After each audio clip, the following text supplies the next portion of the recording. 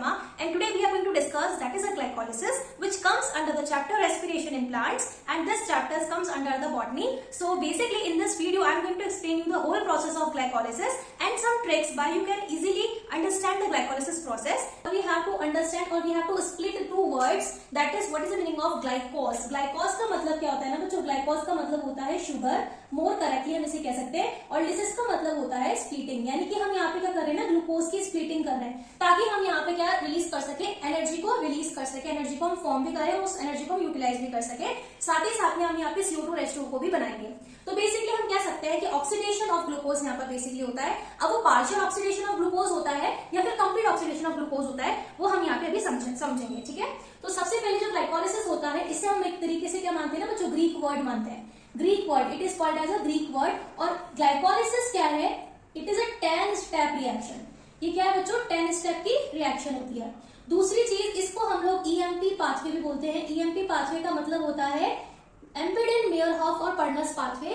ये बेसिकली हम साइंटिस्ट की जो नेमिंग्स है उसके बेसिस पर ग्लाइकोलाइसिस का नाम रखा गया है। अब अगर हम बात करें कि अगर पार्शियल ऑक्सीडेशन अगर होता है ग्लूकोज का, सपोज अगर पार्शियल ऑक्सीडेशन अगर किसका हो रहा है, ग्लूकोज का, तो आप मोर करेक्टली उस रेस्पिरेशन को क्या बोलेंगे, एनएरोबिक रेस्पिरेशन कहेंगे, ठीक है। और अगर यहाँ पे क्या हो रहा है, कंप्लीट ऑक्सीडेशन है, कंप्लीट ब्रेकडाउन हो रहा है किसका, ग्लूकोज का, तो फिर आप इसे मोर करेक्टली क्या कहेंगे, दैट इज एरोबिक रेस्पिरेशन। इसका मतलब तो हम ये समझते हैं कि चाहे कोई भी लिविंग ऑर्गेनिज्म हो, चाहे कोई प्लांट हो या एनिमल हो, ग्लाइकोलाइसिस एक ऐसा प्रोसेस है जो कि हर एक लिविंग ऑर्गेनिज्म में चलेगा। अब ग्लाइकोलाइसिस की जो साइट है, साइट मतलब जहां पे ग्लाइकोलाइसिस होता है, वो साइट कौन सी होती है, हमारी साइटोप्लाज्म। वाई साइटोप्लाज्म, क्यों और कोई जगह क्यों नहीं, क्यों न्यूक्लियस में नहीं, कोई किसी सेल ऑर्गेनेल में क्यों नहीं होता है ग्लाइकोलाइसिस, क्योंकि सर्टेन एंजाइम जो कि स्पेशली ग्लूकोज को तोड़ करके कन्वर्ट करते हैं पायरुविक एसिड में, these all enzymes are present in the cytoplasm. जैसे कि हेक्सोकाइनेज है, एल्डोलेज एंजाइम है, आइसोमरेज एंजाइम है, तो कुछ ऐसे एंजाइम जो स्पेसिफिकली साइटोप्लाज्म में प्रेजेंट होते हैं, इसीलिए इसका साइट ऑफ सिंथेसिस क्या होता है, साइटोप्लाज्म होता है। नेक्स्ट हम बात करेंगे हमारी ग्लाइकोलाइसिस किस तरीके से स्टार्ट होती है। ग्लाइकोलाइसिस हमने बोला कि 10 स्टेप की रिएक्शन है। इसका मतलब हम ये समझेंगे कि इन 10 स्टेप रिएक्शन के अंदर कुछ रिएक्शंस ऐसी होती है जहां पे एटीपी यूटिलाइज भी होगा, और कुछ रिएक्शन ऐसी होंगी जहां पे एटीपी जो है बनेगा भी, सिंथेसिस भी होगा। तो हम ग्लाइकोलाइसिस को दो पार्ट्स में डिवाइड कर लेते हैं। ओके, ग्लाइकोलाइसिस को हम लोग क्या कर लेते हैं, जो दो पार्ट्स में डिवाइड कर लेते हैं, दैट इज फ्रॉम 1 स्टेप से 4th स्टेप तक जो भी आपकी रिएक्शंस आएंगी, उन रिएक्शंस में क्या होगा ना, एटीपी का क्या हो जाएगा, यूटिलाइजेशन। यहाँ पे क्या हो जाएगा, यूटिलाइजेशन हो जाएगा। किसका, एटीपी, मतलब एटीपी यहाँ पे कंज्यूम हो गया। और जब 4th से लेकर के 10 स्टेप आप मान सकते हैं कि इनमें कुछ ऐसी स्टेप्स आएंगी जिसमें हम बात करेंगे कि एटीपी जो होगा वो सिंथेसिस होगा। तो हम यहाँ पे क्या देख पा रहे हैं कि कुछ स्टेप तो ऐसी है जिसमें एटीपी खर्च हो रहा है, दैट इज खर्च होने का मतलब है कि एडीपी प्लस इनऑर्गेनिक फॉस्फेट की यहाँ पे क्या होती है, फॉर्मेशन होती है, राइट। और यहाँ पर किसकी फॉर्मेशन होती है, एटीपी की फॉर्मेशन होती है by the help of ADP plus inorganic phosphate की प्रेजेंस में। तो ये एक बेस है हमारे ग्लाइकोलाइसिस का, ठीक है। अब रिएक्शन जो होगी उसमें कौन कौन से पार्टिसिपेट करेंगे एंजाइम्स, उसकी बात करेंगे। हम लोग यहाँ पे चीज समझ लेते हैं, दैट इज फूड का यहाँ पे फॉर्मेशन ट्रांसपोर्ट। देखो जो फूड होता है, जो प्लांट फॉर्म करता है, अगर मान लेते हैं फूड, अगर मान लो प्लांट फॉर्म करता है, तो वो किस फॉर्म में करता है ना बच्चों, ग्लूकोज की फॉर्म में करता है। किसकी फॉर्म में करेगा, ग्लूकोज की फॉर्म में। अगर फूड यहाँ पे मुझे करना है क्या, ट्रांसपोर्ट, ये तो हो गया क्या, फॉर्म, ठीक है। अगर मुझे फूड को करना है ट्रांसपोर्ट, तो मैं किसकी फॉर्म में करूंगी, यहाँ पे सुक्रोज की फॉर्म में मैं यहाँ पे ग्लूकोज को क्या करूंगी ना, ट्रांसपोर्ट करूंगी, ठीक है। और अगर फूड को ट्रांसपोर्ट करूंगी, सॉरी, और अगर मुझे फूड को यहाँ पे करना है स्टोर, तो मैं फूड को स्टोर किसकी फॉर्म में करूंगी, यहाँ पे स्टार्च की फॉर्म में। तो ये बेसिक चीजें आपको पता होनी चाहिए कि सुक्रोज ट्रांसपोर्टेशन फूड का जो होगा सुक्रोज की फॉर्म में होगा, और फूड का जो फॉर्मेशन होगा वो ग्लूकोज की फॉर्म में होगा, फूड का स्टोरेज होगा स्टार्च की फॉर्मेशन। अब बात करेंगे फाइनली हम लोग स्टेप्स ऑफ ग्लाइकोलाइसिस। क्या होती है बच्चों, दैट इज ग्लू, फिर आती है glu 6, then fru 6, then fru 1,6 bis phosphate, then आगे जाकर के PgAl आएगा, PgAl के बाद में आएगा DHAP ढाप जिसे हम कहते हैं। उसके बाद में आएगा बच्चों ट्रायोस फॉस्फेट, यहाँ पे ट्रायोस फॉस्फेट आएगा, ट्रायोस फॉस्फेट, फिर आएगा triose bis phosphate, then triose phosphate again, triose phosphate again आएगा, फिर 2 into 2 रेट, वेट और पा, 2 रेट, वेट और पा, PA। देखो इसको हम एक ट्रिक वीडियो से समझ रहे हैं कि क्या किस तरीके से हमें लर्न होगा ग्लाइकोलाइसिस। देखो जनरली अगर आप अपनी बुक्स को अगर ओपन किए हुए हैं तो आपको पता लग रहा होगा कि ग्लू जो है ग्लूकोज, वो ग्लूकोज 6 फॉस्फेट में कन्वर्ट होता है।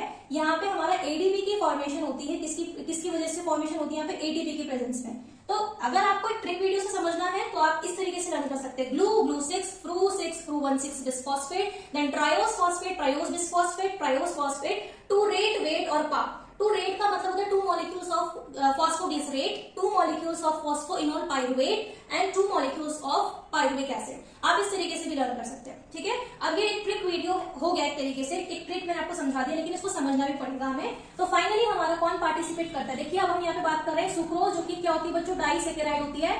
तो डाइसैकेराइड जो हमारे पास में सुक्रोज होती है, it is going to be split into the 2 parts, that is glucose जो कि एक मोनोसैकेराइड है, और fructose which is also called as a monosaccharide. तो दोनों ही किसमें एंट्री करते हैं, ग्लाइकोलाइटिक पाथवे में एंट्री करते हैं। तो सबसे पहले हम लिखेंगे ग्लू, यानी कि सबसे पहले क्या है ग्लूकोज, ग्लूकोज के बाद में आएगा ग्लू 6 यानी कि ग्लूकोज 6। सबसे पहले आप ट्रिक लर्न कर लीजिए, आपको इजीली लर्न हो जाएगा यहाँ पे। अब यहाँ पे बच्चों एक एंजाइम लगता है जो ग्लूकोज को ग्लूकोज 6 फॉस्फेट में कन्वर्ट करता है, दैट इज आइसोमरेज एंजाइम। और यहाँ पे सुक्रोज जब ग्लूकोज और फ्रक्टोज में टूटते हैं, वो कौन से एंजाइम की वजह से टूटते हैं, इन्वर्टेज एंजाइम की प्रेजेंस में टूटते हैं। यहाँ आपको कौन सा एंजाइम लगता है, दैट इज आइसोमरेज एंजाइम लगता है, जो क्या करता है ना, यहाँ पे क्या बताया था मैंने, 1 से 4 तक हम एटीपी को यूटिलाइज करेंगे, मतलब हम एडीपी प्लस इनऑर्गेनिक की फॉर्मेशन करेंगे। यानी कि मैंने यहाँ पे एडीपी प्लस इनऑर्गेनिक की फॉर्मेशन कर दी, किसकी प्रेजेंस में, एटीपी की प्रेजेंस में, राइट। फिर ग्लूकोज 6 फॉस्फेट के बाद में फ्रू 6, फिर फ्रू 1,6 बिस्फॉस्फेट। तो हम लिखते जाएंगे that is fructose 6 phosphate, okay मैं शॉर्ट में लिखते जाती हूँ, दैट इज फ्रक्टोज 1,6 बिस्फॉस्फेट। यहां तक तो सबको क्लियर हो गया होगा। अब मैंने आपको क्या बोला, फर्स्ट, सेकंड, थर्ड, फोर्थ, चारों स्टेप में कहीं ना कहीं एडीपी का फॉर्मेशन हो रहा है, एडीपी प्लस इनऑर्गेनिक फॉस्फेट का फॉर्मेशन हो रहा है। तो एक जगह तो हमने एडीपी प्लस इनऑर्गेनिक फॉस्फेट बना लिया, अब एक जगह फ्रक्टोज 6 फॉस्फेट जो होता है यहाँ पे क्या करता है, एडीपी प्लस इनऑर्गेनिक फॉस्फेट क्या करता है, फॉर्मेशन कर लेता है। यहाँ तक मेरे हिसाब से आपको क्लियर हो जाना चाहिए। अब देखो बच्चों, यहाँ पे सबसे मेन चीज अपनी आती है, दैट इज फ्रक्टोज 1,6 बिस्फॉस्फेट। इसका एक बहुत ही इंपॉर्टेंट रोल है, क्योंकि ये आगे जाकर के टूटेगा बच्चों। वैसे तो ये 6 कार्बन का मॉलिक्यूल है, इसीलिए ये 2 पार्ट्स में स्प्लिट होता है, दैट इज PgAl और DHAP। PgAl का मतलब होता है that is the phosphoglyceric acid, और मोर करेक्टली ग्लिसरैल्डिहाइड 3 फॉस्फेट भी बोल सकते हैं।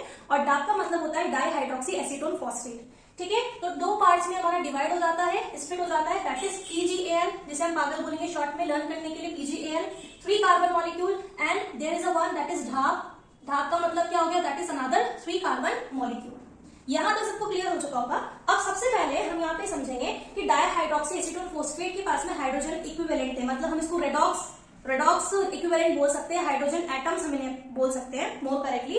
तो इसके पास में क्या होते हैं, 2H प्रोटॉन्स होते हैं, मतलब इसके पास में H+ आयंस होते हैं। H+ आयंस जो होते हैं वो किसके पास आ जाते हैं बच्चों, वापस से PgAl के पास में आ जाते हैं। अब PgAl क्या करता है ना, इस H+ को क्या करता है, लेता है, और ये क्या करता है, इसको दे देता है यहाँ पे मौजूद NAD+ को दे देता है। अब NAD क्या है, NAD+ जो होता है, जैसे इसको हाइड्रोजन मिलेगा वैसे ही रिडक्शन करेगा और NAD कन्वर्ट हो जाएगा किसमें, NADH+H+ में। और जैसे ही कन्वर्जन होता है वैसे ही PgAl किसमें कन्वर्ट हो जाता है, BPGA में कन्वर्ट हो जाता है। आप अगर इसको मोर करेक्टली समझे तो इसको शॉर्ट में समझिए, क्योंकि अगर आपने ये इतना लर्न कर लिया है तो आपको ये वाली स्टेप और इजीली लर्न हो जाएंगे। PgAl ढाक, देन BPGA, इसको हम क्या लिख सकते हैं बच्चों, BPGA लिख सकते हैं शॉर्ट में।